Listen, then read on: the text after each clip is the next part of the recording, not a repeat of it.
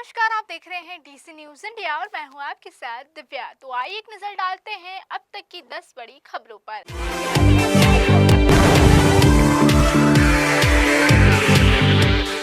तो 10 बड़ी खबरों पर सबसे पहले बात करेंगे संसद की। संसद के बजट सत्र के दौरान नेता प्रतिपक्ष राहुल गांधी ने पूर्व सेना प्रमुख जनरल एमएन नरवणे को बिना प्रकाशित किताब का हवाला देते हुए केंद्र सरकार पर गलवान मुद्दे को लेकर हमला बोला था, लेकिन अब खुद पूर्व सेनाध्यक्ष जनरल मनोज मुकुंद नरवणे ने राहुल गांधी के दावों को सिरे से खारिज कर दिया है। उन्होंने साफ कहा कि भारत की जमीन पर चीन का कोई कब्जा नहीं है। अज्ञात सूत्रों के आधार पर चल रही चर्चा तथ्यात्मक नहीं है। नरवणे के बयान के बाद लखनऊ एयरपोर्ट पर जब पत्रकारों ने राहुल गांधी से सवाल पूछे तो वो बिना जवाब दिए आगे बढ़ गए। इस पूरे घटनाक्रम के बाद सियासत गर्मा गई है।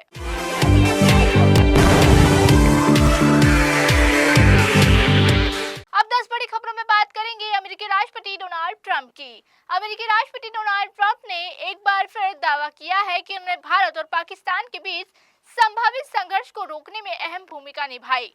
वॉशिंगटन में बोर्ड ऑफ पीस कार्यक्रम के दौरान ट्रंप ने कहा कि उन्होंने दोनों देशों को 200% टैरिफ लगाने की चेतावनी दी थी, जिसके बाद हालात शांत हो गए।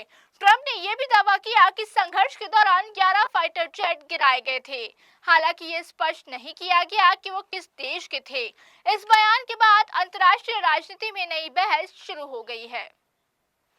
अब 10 बड़ी खबरों में बात करेंगे दिल्ली की। दिल्ली सरकार के 1 साल पूरे होने पर मुख्यमंत्री रेखा गुप्ता ने प्रेस कॉन्फ्रेंस कर अपनी सरकार का रिपोर्ट कार्ड पेश किया है। उन्होंने आयुष्मान योजना के तहत 10 लाख रुपए की स्वास्थ्य कवर, अटल कैंटीन, झुग्गी पुनर्वास, न्यूनतम मजदूरी बढ़ाने और स्वास्थ्य ढांचे को मजबूत करने जैसे कई कदम गिनाए हैं। शिक्षा, खेल, ड्रेनेज सिस्टम और जल आपूर्ति क्षेत्र में भी बड़े दावे किए गए हैं। सीएम ने कहा कि वादों को नहीं, काम करने वाली सरकार है।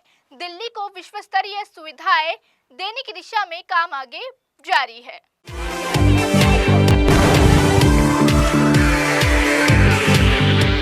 अब 10 बड़ी खबरों में बात करेंगे दिल्ली की। दिल्ली सरकार के 1 साल पूरे होने पर मुख्यमंत्री रेखा गुप्ता ने प्रेस कॉन्फ्रेंस कर अपनी सरकार का रिपोर्ट कार्ड पेश किया है। उन्होंने आयुष्मान योजना के तहत 10 लाख रुपए की स्वास्थ्य कवर, अटल कैंटीन, झुग्गी पुनर्वास, न्यूनतम मजदूरी बढ़ाने और स्वास्थ्य ढांचे को मजबूत करने जैसे कई कदम गिनाए हैं। शिक्षा, खेल, ड्रेनेज सिस्टम और जल आपूर्ति क्षेत्र में भी बड़े दावे किए गए हैं। सीएम ने कहा कि वादों को नहीं, काम करने वाली सरकार है। दिल्ली को विश्व स्तरीय सुविधाएं देने की दिशा में काम आगे जारी है।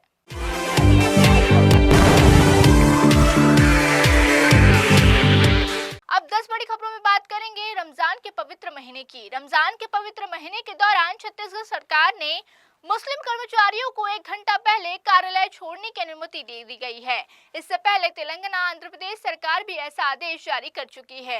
राज्य सरकार ने कहा कि ये व्यवस्था रमजान समाप्त होने तक ही लागू रहेगी, ताकि रोजा रखने वाले कर्मचारियों को धार्मिक कर्तव्य में सुविधा मिल सके। इस फैसले का स्वागत किया गया।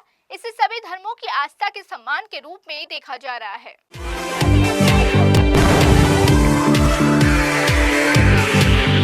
अब 10 बड़ी खबरों में बात करेंगे बीजेपी सांसद प्रवीण खंडेवाल की। बीजेपी सांसद प्रवीण खंडेवाल ने इंडिगो एयरलाइंस पर लापरवाही का आरोप लगाया है। नई दिल्ली से बेलगावी की यात्रा के दौरान उनके बैगेज गायब हो गए। सांसद ने सोशल मीडिया पर लिखा कि उन्हें मानसिक परेशानी और आर्थिक नुकसान हुआ है, क्योंकि जरूरी सामान और महत्वपूर्ण दस्तावेज बैग में थे। उन्होंने एयरलाइन से तत्काल जवाब की मांग की है। इस घटना ने एयरलाइन की सेवा और बैगेज मैनेजमेंट पर सवाल खड़े किए हैं।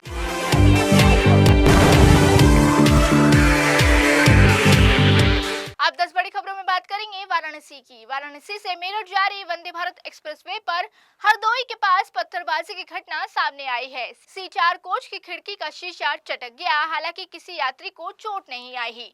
ट्रेन में आरएसएस प्रमुख मोहन भागवत भी सवार थे, लेकिन वे दूसरे कोच में सुरक्षित है। पुलिस ने मौके पर पहुंचकर जांच शुरू कर दी है।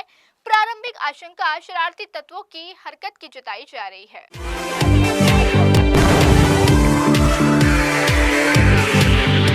अब 10 बड़ी खबरों में बात करेंगे धुले की। महाराष्ट्र के धुले जिले के पिंपलनेर में सगाई समारोह के दौरान मामूली विवाद ने हिंसक रूप ले लिया।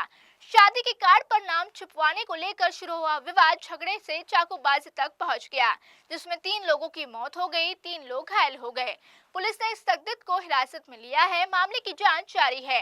घटना के बाद इलाके में दहशत का माहौल है।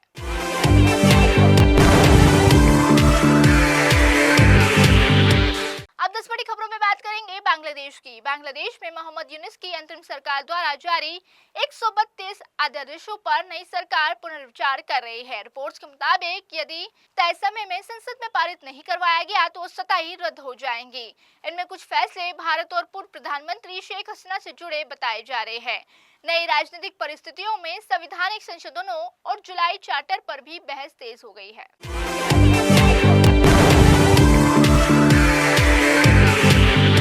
अब 10 बड़ी खबरों में बात करेंगे मुख्यमंत्री योगी आदित्यनाथ की। उत्तर प्रदेश के मुख्यमंत्री योगी आदित्यनाथ 22 फरवरी से जापान और सिंगापुर के दौरे पर जा रहे हैं। इस दौरान वे निवेश आकर्षित करने और आधुनिक परिवहन तकनीकी का अध्ययन करेंगे। विपक्षी नेता अखिलेश यादव ने इस दौरे पर तंज कसते हुए क्योटो जाने की सलाह दी है। राजनीतिक बयानबाजी के बीच इस दौरे को यूपी के औद्योगिक विकास के लहजे से अहम माना जा रहा है।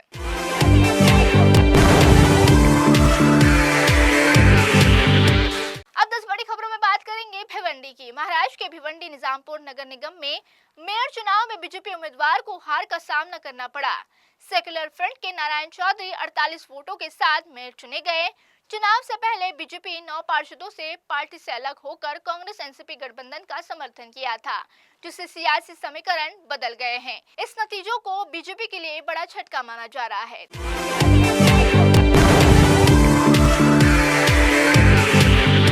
तो ये थी अब तक की 10 बड़ी खबरें। देश और दुनिया की तमाम बड़ी खबरों के लिए रुक कीजिए डीसी न्यूज़ इंडिया का।